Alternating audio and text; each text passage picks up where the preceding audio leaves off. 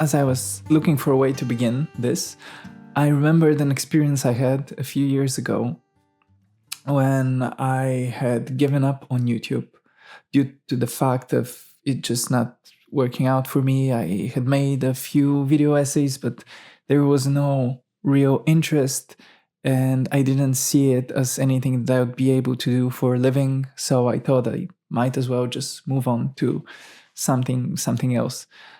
And I had moved on for a few months, and then I opened YouTube Studio to check out my analytics. I was walking in the park. I have a very vivid memory of this, opening up the YouTube analytics and seeing that for the last 3 months, I had gained about 12 new subscribers.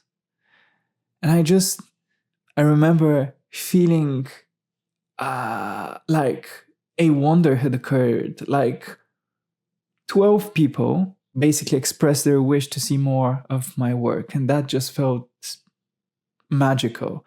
To be honest, having that plaque over there with the 100K subscribers doesn't really feel as special as seeing those 12 new subscribers for the last 3 months felt those few years back.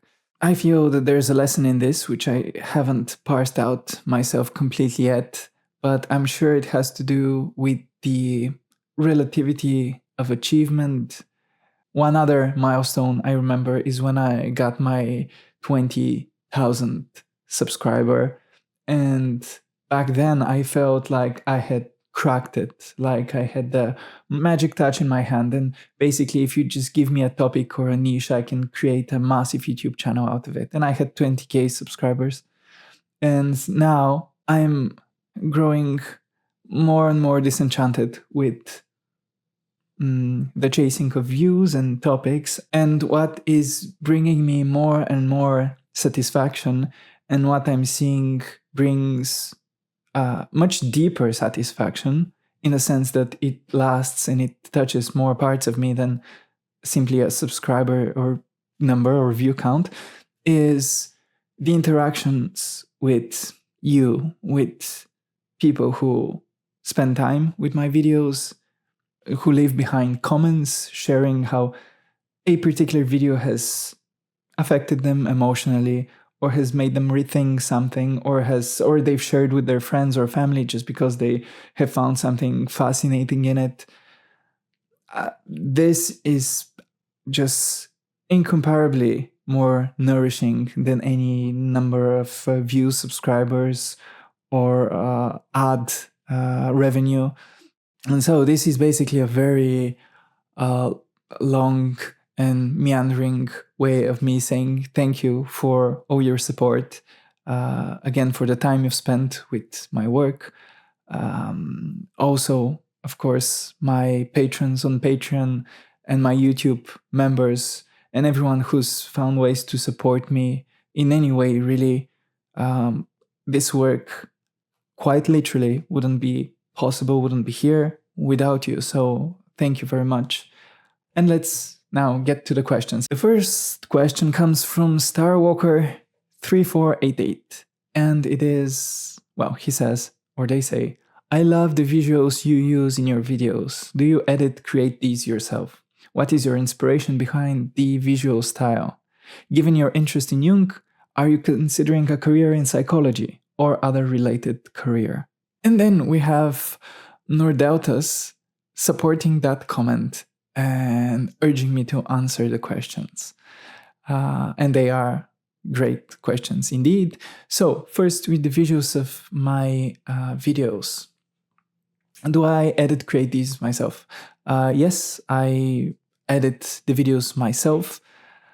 Since the summer of 2024, I started looking for an editor to help me out with the videos, just because they're so work heavy and I wanted to delegate more time on writing. And so it was basically a long process, but finally I did find Miguel, who is credited in my videos since the summer of 2024. So my process now is that after I finish the scripts, I pass them on to Miguel with notes, and he does a rough draft of the edit, and then we go over that draft, and then he improves on that draft and sends it to me, and then I spend a few days polishing everything and just going over the whole video as many times as are necessary for me to feel that it has something exciting and new and worthwhile in it, and then I publish it. But here I should add something. The audio part of the videos is especially meaningful to me, actually, beside the visuals. But recording the voiceover and then recording the pauses between words, choosing the right music, balancing the the tempo of the music and the tempo of the voice, then again playing with the pauses between the different words and sentences. It's really a lot of back and forth, and I feel not many people would pay as much attention to it because it's not, optimized algorithmically. It's not optimized for retention. It's not optimized time-wise. Basically, I will not lose any viewers due to having my pauses not being perfect and so on. But it's just aesthetically so pleasing to me to have that delivery really polished, or as polished as I can get it. Is just one of the most pleasurable parts of the whole process for me. As for the inspiration behind the visual style, it's mainly based around archival footage, and it's black and white. And the archival footage idea, first of all, it's really aesthetic. I enjoy it, but it's not just aesthetic. I feel it contributes to the whole point that what I'm exploring and then presenting with these videos is truth that is not so dependent on time and place and context, but rather transcends a single human lifetime and the lifetime of a single human culture even. The archival footage, I feel, brings home the idea that what we're exploring with this work is timeless truth. And of course, not many videos on YouTube are in black and white, and so I thought having this distinct style would immediately bring a specific identity or personality to the content, so that every time a person returns to watch a new video, they would immediately recognize that style, and this would establish a relationship. And now, concerning the next part of the question, am I considering a career in psychology? Well, I am considering it, and I have been considering it because this is just one of my key interests, psychology and psychotherapy and the contents of consciousness, because much of what we're exploring on the channel, especially with Buddhism and Krishnamurti, has to do with the context of consciousness, meaning just the pure fact of awareness, noticing that, making sense of that. Whereas Jung, especially, but also I suppose psychology in general, deals with the contents of consciousness and healing the different patterns that arise within this context of awareness. I don't really think there is a conflict between studying the context and the contents of consciousness. So, in short, I am considering it, but first of all, I would only venture into being a psychotherapist, which I'm interested in, after a couple of decades at least. I feel I need much more life experience to properly be there for people and help them go through challenges. And the second thing is that I feel there is this great skill, or probably it's a character trait, I don't know, being able to go through, to encounter so much suffering and not be affected by it. This is a character trait or a skill which I do not yet have. So I don't know how good I would be as a psychotherapist, but as an author writing about psychology, certainly this is something that I would love to do in the future. Thank you very much for your question, Starwalker3488. The next question comes from Dumbraida7580. Do you practice any specific type of meditation or contemplative practice? How did you start on the path? Was there a mystical experience to begin with? I can't really trace a beginning point of my path. It's similar to my relationship to my birth. I don't remember it. I don't know where it happened. I don't know if I was there when it happened. Looking back, the path recedes in mist and mystery. I don't see a beginning point, and I don't see an end point as something likely, even though I'm open to the possibility of that. And was there a mystical experience to begin with? Again, not to begin with, but from early childhood, I remember that the idea of God, the notion of God, that one is at a loss for words when speaking about God, but it has always struck me incredibly deeply, emotionally and spiritually. Whatever God is has always been a miracle, a wonder for me, and something that I've been attracted to. And now, do you practice any specific type of meditation? I don't practice a specific type of meditation. I was introduced to meditation by the Waking Up app by Sam Harris, which I've been recommending under the videos in their descriptions for a number of videos. And I keep saying that I'm not affiliated with them, which is true. It's just I've been using this app for as long as it has existed, and it has not only introduced me to meditation, but to many different kinds of meditation and many different kinds of teachings and texts and so on. Rather than turning my answer to this question into an ad for the Waking Up app, I would just recommend anyone interested in meditation to check it out. It has been an invaluable companion to me. I've never been to a silent retreat. I've never had a teacher or been part of a sangha. I've mostly done guided meditations and silent meditations before, until the moment when I came across Krishnamurti's teachings, which completely destroyed any framework I had about what meditation is and how it should be done and so on. And so this completely disrupted my practice. And long story short, now I am still meditating, trying to do it regularly, but no longer following any technique, no longer focusing on concentration and endurance and achieving or expecting any state of mind, but simply allowing for consciousness to be conscious of its contents and of the fact of itself. The more I progress with my meditation technique, the less I know what meditation is and the less able I am to define it. Krishnamurti has helped me let go of many delusions I had fallen for in my path of learning meditation and mindfulness.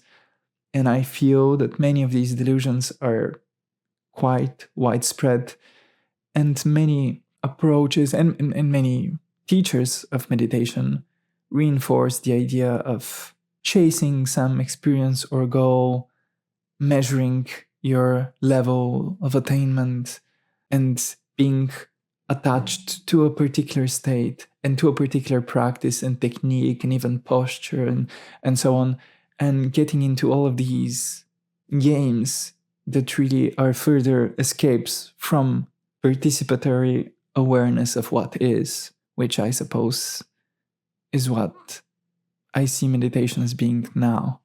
The next question is by Sandiprai6207. Their question is, how do you derive the meaning of your life and what is it to you? And then they go on to ask about any meditation technique I practice, but I already addressed that. So, how do I derive the meaning of my life? Let me share a story here. when I was a little boy, my family and I were at some sort of family gathering, wedding, or something of the sort. And I remember sitting on a long table where so many people had gathered and being right next to my father and grandfather. And they were talking about stuff. And then out of somewhere, one of them, I think my grandfather, mentioned the meaning of life. And this really stunned me. And I kept this phrase of the meaning of life just struck me so profoundly that I kept thinking about this throughout the whole event, the whole evening. And then I think when we were leaving the gathering and we were going home, I asked my father, Dad, you mentioned the meaning of life. So could you please tell me what the meaning of life is? Because you see, I was shocked that life could have a meaning. This was a completely new concept for me. I knew words and stories can have a meaning and statements, but life, it had never occurred to me that life could have a meaning. And then my father said, oh, many people have been searching for the meaning of life throughout history. But I don't think anyone has discovered it so far. And this, in my state of amazement, this completely floored me. So not only does life have a meaning, but nobody has discovered this meaning yet. And I then thought to myself, and I promised myself that I will be the person who discovers the meaning of life. And so this story comes back to me now that I'm asked this question: how do you derive the meaning of your life? Or what is it to you? And I mean, what can I say? I feel that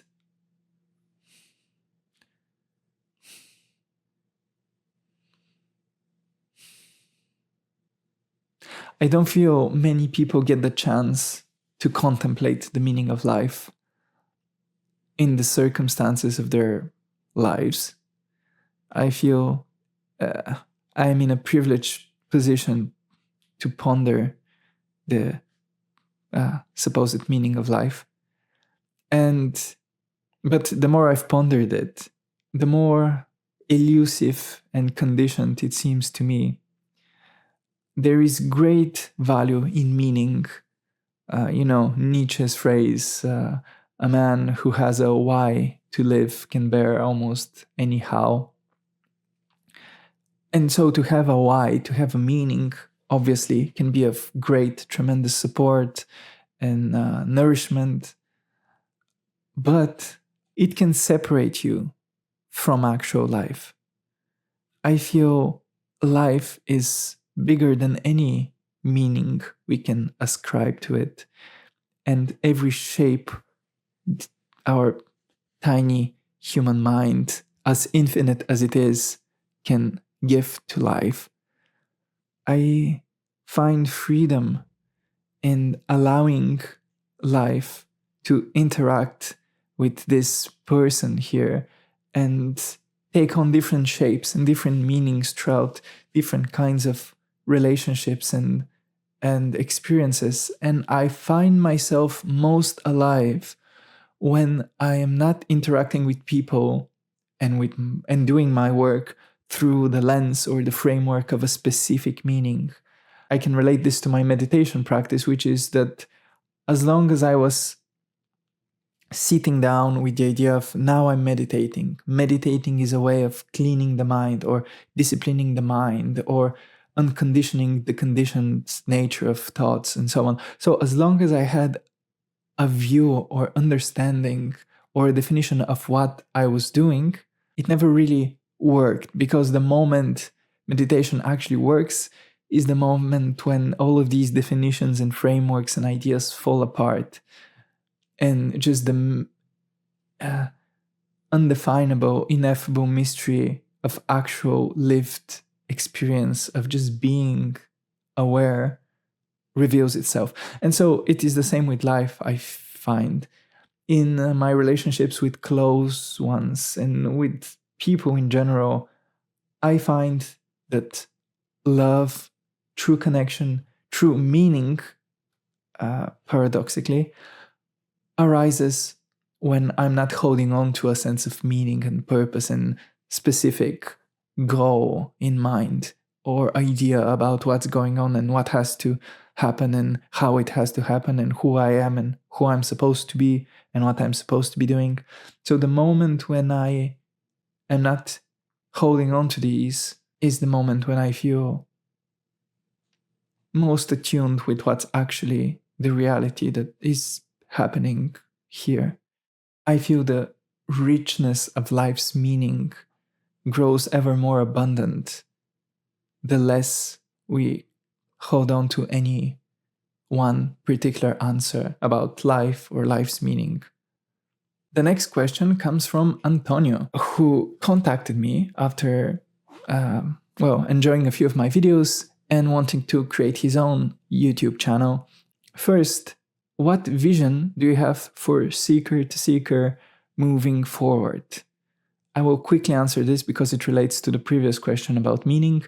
I don't really have a particular vision, though I do want to develop a podcast sub-series. The second question is, how has the journey to get where you are now, not just YouTube, but spiritually and personally in general, felt like?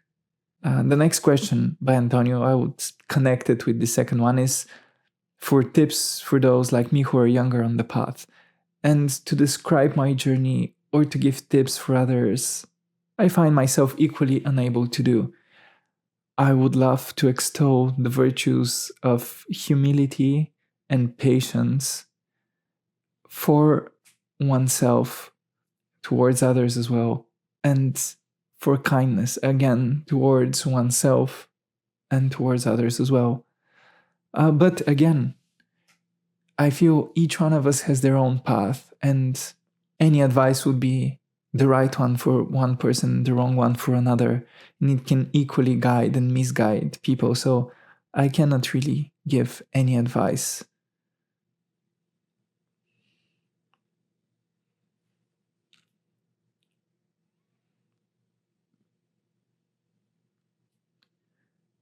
But humility, patience, and kindness are the truest advisors in tough times and in easygoing times as well. So I would extol the virtues of humility, patience, and kindness. The next question is a tough one. It comes from Willie Goodman 359. You know, plus 359 is like the area code for Bulgarian mobile numbers, phone numbers. So that's just random trivia for you, in addition to everything else you get on this Q&A session. So Willie Goodman 359 says, congrats on 100k, Simeon. Thank you, Willie. Have you ever considered becoming a Buddhist monk or living a monastic lifestyle? If so, what tradition would you choose, and do you think you would be happy living that way? I think I could be happy living a monastic life, living as a hermit away from society. I think this would eliminate many sources for psychological and spiritual disturbance I face daily living in society. I feel that's true for everyone. But having said that, I am not considering that life for myself because I feel bound to the life that I'm living now and to the people that I have in my life. I feel bound by love and responsibility, which in my mind are not even two separate things, and by a purpose, not a set purpose, which is clearly defined and you can write down on a piece of paper, but a sense of purpose that this is the life that I've been given.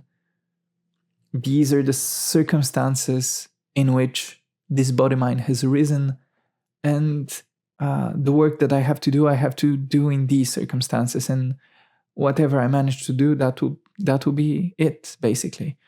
Becoming a monk, retreating to a hermitage, at this point in life at least, would feel like violence and like turning my back on the duty that I have with this life that I'm currently living. And so, no, I'm not considering it. The next question is by Stoic.555. They say, I come from a Buddhist background, but now I am into Western philosophy as it has much relevance and is scientific. How did you go about researching it? What are the authors and books available for beginners? So, concerning research, there are a few key resources that I almost always use. The first of these is a great website, access to insight.org. It compiles pretty much all of the, or most of the early Buddhist suttas. There's the Sutta Central website, which is an updated version of this, but basically, access to insight.org. I just wholeheartedly recommend to anyone interested in the early Buddhist writings as translated by monks and specialists, not just popular, quoted by popular authors or whatever. And it has an app, which is also useful. I also use Everant, which gives me access to audiobooks and electronic books, but also to many articles and PDFs that are uploaded by users. I'm not sure how legal this is, but they are offering the service and I am paying for a subscription. And if they figured out the way to do it, I do recommend it because it's a legit way to get your hands on some PDFs of old but important books that otherwise aren't available. And also JSTOR, which is a treasury of research articles. If you create a free account, you get 100 articles per month, which is, I read 10 per month. So you get a lot for just creating an account. This was a resource that I consulted daily during my studies of Buddhist studies at SOAS. So JSTOR is another great resource to check out. And as for books, you can check out the descriptions of my videos where I list the particular books that I've consulted for each particular video, but also on the Seeker to Seeker website, there is a section called Books at the moment, where I've listed all of the most important and influential books for me in my personal life. So you can use this as a starting point. The next question is related to this last one. It is by Slochman1572. And the question is, what literature do you recommend for people starting to learn about Buddhism? Again, I have plenty of books under the descriptions of the videos on the Seeker to Seeker website, but just to name a couple of authors, Rupert Gettin's introduction, I think it's called Foundations of Buddhism or something of the sort, is a fantastic book to get into Buddhist philosophy in a very digestible but rigorous way. Written by a rigorous scholar who writes very accessibly. Walpoletero is also, his classic What the Buddha Taught is, it's difficult to think of a better introduction to early Buddhist philosophy, which is also, it's true to the original philosophy. It's not a modern interpretation or a popular version of it. The next question comes from Niels Atwara, 4736. If all phenomena are empty of inherent existence, what is the ontological status of awareness itself? How does it relate to the interdependent arising of all things? The problem with answering this question is that any answer, and even the question itself, even the attempt to find an answer to this question, is a product of the conditioned flow of thoughts on the one hand, and on the other hand, is content of awareness. And not only is it content of awareness, even the idea of awareness and content of awareness is a false dichotomy, because we never really find awareness and consciousness. Awareness, consciousness, these are words we use for the phenomena of being aware, being conscious. But that phenomenon itself, when you look for it, you never find it. And then the reply comes, you never find it because you are it. But that's again the problem, because you are it. I am consciousness, I am awareness. This, again, is just another production of the conditioned flow of thoughts. I feel, at this point in my path, my practice, my intellectual pursuits, and so on, that consciousness is not a thing separate from any objects or contents we may say it has. And the very idea of consciousness and awareness is a made-up concept produced by the mind, within the mind, in an attempt to make sense of experience. But the facts of experience are simply experience occurring, not being experienced by anybody, but just the flow of experience within which arise certain structures and patterns, such as the self, such as I am the thinker, such as this is awareness, this is consciousness, and this is the microphone of which I am aware. The next question comes from 5 good questions. And as you can guess from their username tag thing, they're cheating a bit and submitting 5 questions for me to answer. But they are good, so I grant them that. The first question is, does life have a meaning? Which I think I've addressed. The second one is, God for you is... question mark. Well,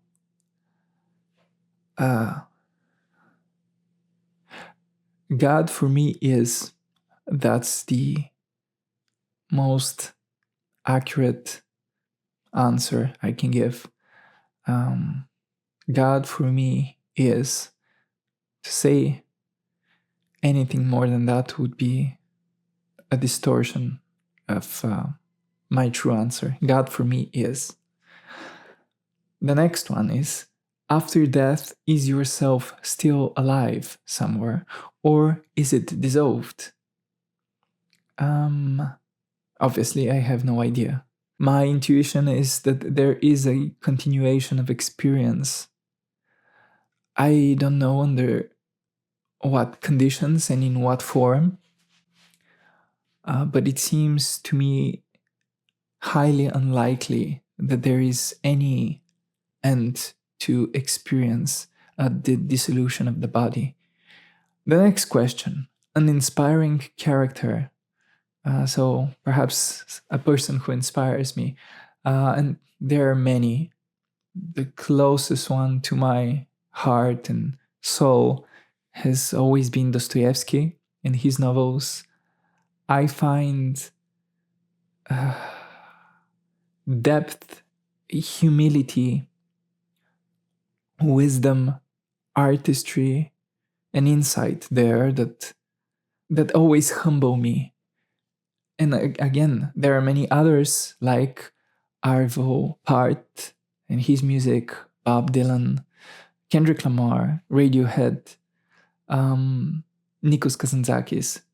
But if I have to say one inspiring person, one person that I always return to, and one person who is there for me as an image, whether I'm feeling inspired and productive or broken and depressed, it's Dostoevsky. And the last question, a book and or a movie that you would recommend a friend in search of the meaningful life. The book I would recommend to such a friend would be the book that changed my life, Crime and Punishment.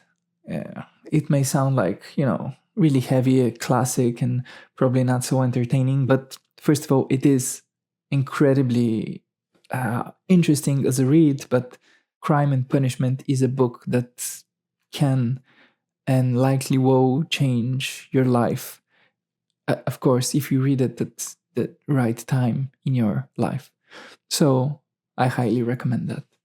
The next question comes from Flaming Sword of Wisdom 108, who has actually supported this channel tremendously for about a year, perhaps more, donating with every video that I release. So thank you, my friend, for helping me continue this work.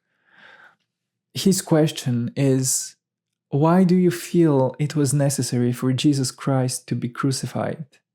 If we removed all of his supernatural deeds and focus on his teachings around kindness and forgiveness, is this not enough?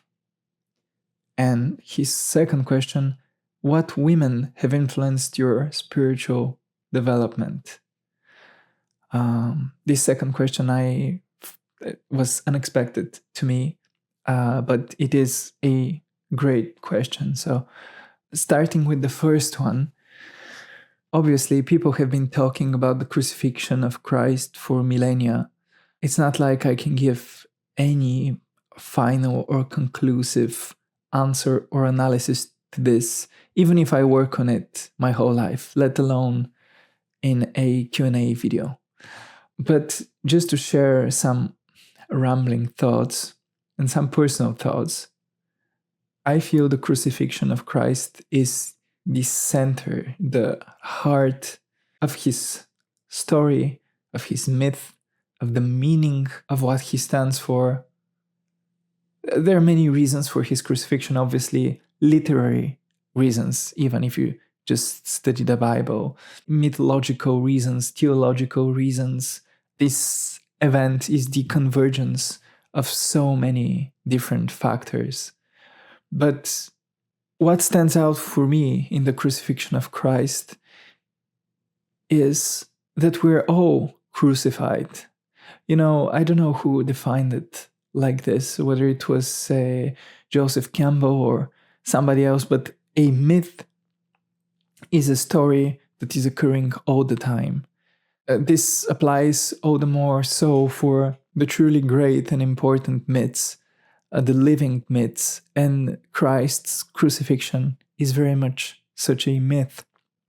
And when I call it a myth, I'm not downplaying it or rejecting any actual historicity or anything of the sort. What I'm trying to say is that it is the perfect playing out of an archetypal pattern which all of us experience in our lives multiple times, even, especially so in circumstances where we suffer for living rightly, basically, where we suffer for following the path that we ought to follow. Christ had to be crucified for his story to make sense, for his appearance to make sense, and for his teachings to make sense, because his teachings around kindness and forgiveness, if we just isolate these, he's a wise, eloquent, and charismatic teacher, and that is not all he is. I'm speaking from the point of view of a Christian, and not even a traditional Christian, but somebody for whom Christ is alive internally, not somebody who goes to church and does all the, observes all the holidays and the fasting and so on. From this point of view, Christ's crucifixion is the most meaningful part of his story.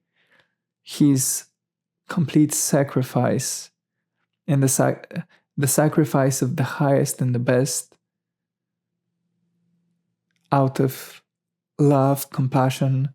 I think I'm doing it a huge disservice by attempting to go into it. I hope I'll be able to give a better answer to this with future videos.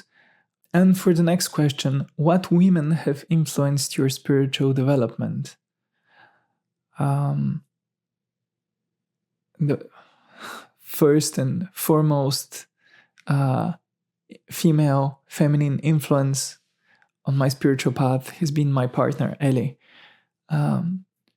her arrival in my life has felt and continues to feel like as a religious experience. It has forced me to grow not only spiritually, but also psychologically, emotionally, in so many ways. It is the equivalent of an initiation in life. We're so often faced with the choice of doing the easy thing or doing the meaningful thing. And I feel a close, intimate relationship brings you face to face with this choice quite often and quite severely. If you're motivated by love, I feel it empowers you to make the meaningful choice more often than you make the easy choice. And as this accumulates through time, it really changes you as a person on many levels. People talk about doing a strong psychedelic experience, or visiting India to find yourself, or going to some exotic retreat, or all of these different adventurous experiences which are supposed to help you find yourself and hone your character and so on. But I feel really the quiet and prolonged act of being engaged in and maintaining a true intimate relationship based on love, it changes you and builds you up unlike anything else, at least in my experience. And it has the benefit of not feeding your ego, but in fact showing you just how much in the grips of it you are. The next question comes from kinda person 4563. And they say, you said that you count yourself as an Eastern Orthodox Christian. So what is the nature of your interest in Buddhism? It seems from your videos that you deem Buddha's teachings to be true, at least in some degree. Do you consider yourself a perennialist of some sort? If so, then why do you call yourself a Christian? Is it just a cultural thing, or do you find Christianity's perspective to be closer to the truth? And then there's another question about me considering diving deeper into Christian mysticism. First, to answer the latter question, yes, I would love to dive deeper into Christian mysticism and theology and the psychological understanding of it, especially through the Jungian lens. About myself, counting myself as a Christian, I've been brought up in the Western world, even though I'm in Eastern Europe. And the Western world is essentially Christian in its paradigms, even when atheists are using these paradigms. But more than that, on a personal level, again, I've always felt a connection to God, and the Christian religion has always been at hand to help me make sense of these experiences, this connection that I've felt. But it's not just its utility. I feel Christ as a living presence, an actual factor in my life. And so I am Christian, but in a private, individualistic, perhaps, way. And what is the nature of my interest in Buddhism?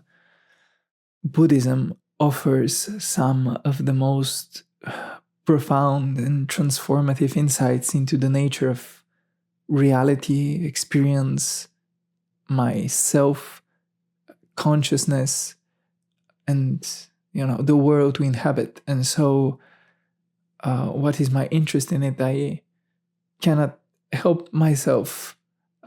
I mean, I cannot not be interested in it. It's difficult to describe the value and the profundity contained within the Dharma and the practices and that have evolved around it, and the culture and the literature that has evolved around it. So I think my videos are a better testament of my view of and my interest and my appreciation of Buddhism than whatever I can say at the moment.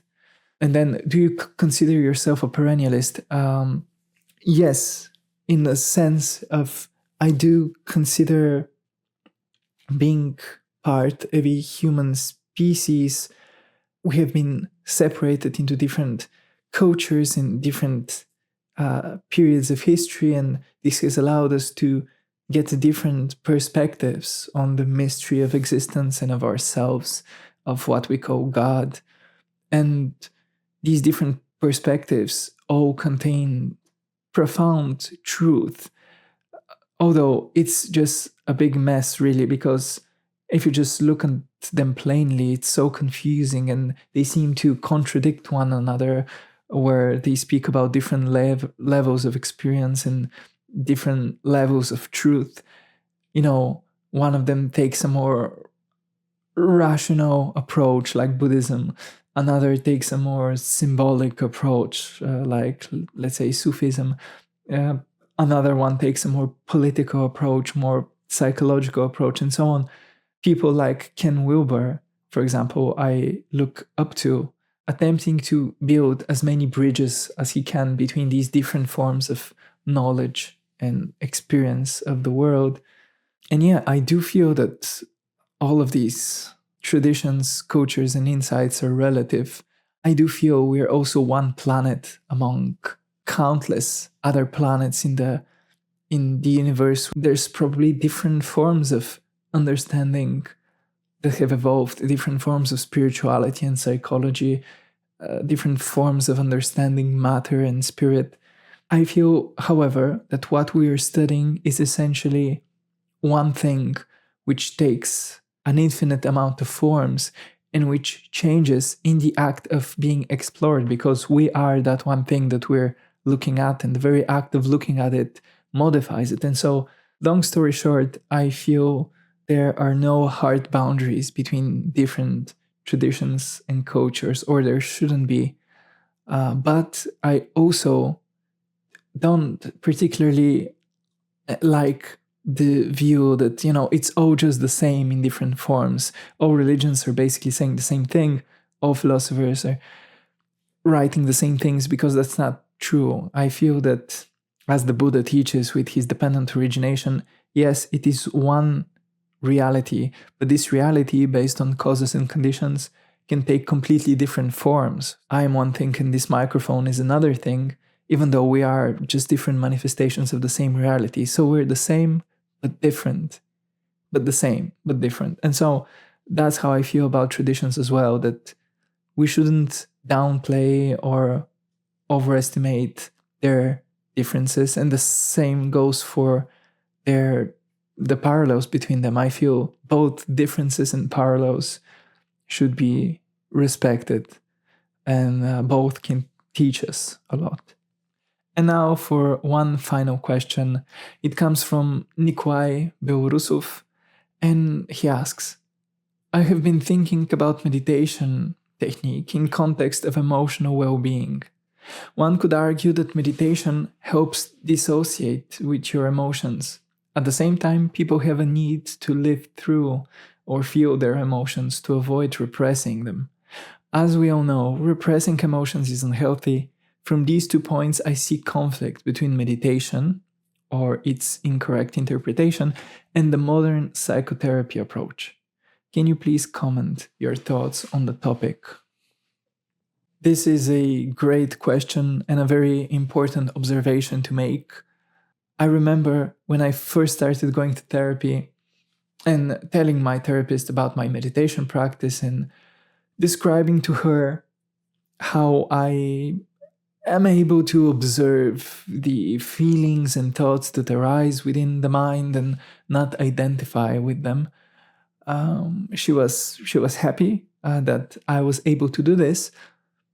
But then she noted that this is not quite enough. This is a great skill to have, but when one becomes aware of whatever is arising within the body-mind, to see this as a dependently arisen phenomenon which does not belong to you and which is not produced by you and which you are not, is great. But this must be also accompanied by an understanding of where does this come from? What is it telling me? What message is this bringing? And still, this is an intellectual sort of, analysis. But then there is the purely emotional fact of each of us having to process a lot of difficult emotions through our lives. And I feel meditation and rational analysis of what we're experiencing emotionally and psychologically can be great, but they can also very easily turn into forms of repression. In fact, quite often I feel, way more often than many meditation teachers would admit, I think, meditation is a form of repression, as is intellectual analysis, as is psychotherapy in many cases. We instinctively look for ways to escape going through what we have to go through, and no wonder, because all of us have arrived in this life through a family of people, all of them burdened with ignorance and trauma and suffering that they've inherited from their ancestors and that they are now creating also in their own lives. And all of this, or much of it, is passed on to us. And not only this, but then we're brought up in a society where ignorance and suffering and trauma are propagated by everyone, sometimes knowingly, sometimes not. And very often these things are celebrated. This is, I feel, the debt we owe to the world for the very fact of being here, that our very being here necessitates us coming to terms with this. And most of us instinctively evade this facing of the suffering and ignorance that is rampant in this world.